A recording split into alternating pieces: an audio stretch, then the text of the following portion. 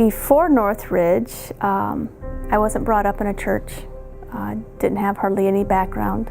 Met my husband Nate, who did have background, and basically started going to his church. We went to a church up in Kalma-Sweetland where I used to work. And I liked the people, they were nice, but it was very difficult for me to stay awake during the services. We've been looking for a church in this area for quite a while. I mean, we had a good experience. We used to go to a church in DeWitt and decided we wanted something kind of like that church in this area where we could actually plan a family, because DeWitt was, before we got married, it was more my church, kind of something I did before we got married. And so Northridge was something we could do as a family, and so something we could really, put our roots down. The original location, which was the junior high, was right just a couple blocks down from our house. And there's signs everywhere at the time. It was a new church plant and everything. You could see the signs everywhere.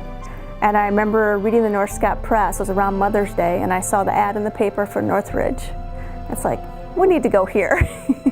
And so we showed up in the cafeteria a long time ago and been here ever since. Well, Northridge is just been all around us. The people here being that I work out of town, it's nice to see people that are recognized from the church, and it kind of gives our whole community a solid foundation of, godly people and, people that have the same values. I was baptized when we were over at the junior high. Pastor Doug baptized me, so that was a big step for me, getting baptized and deciding that I was going to choose to follow Jesus. Just the consistency of seeing people, watching their faith grow as they attend Northridge, and that's encouraging for me, and Pastor Doug's heart for Christ is pretty apparent. Jesus is in my life, whether I recognized that he was or not. Because looking back on things now, I can start to see the pieces of how he must have connected everything together to get me to where I am now.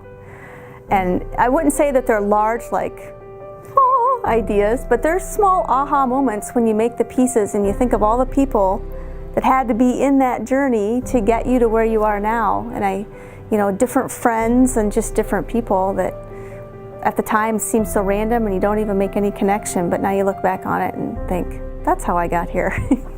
We've done some things with a life group, and now we're in a journey group, and little by little, just these things help us grow.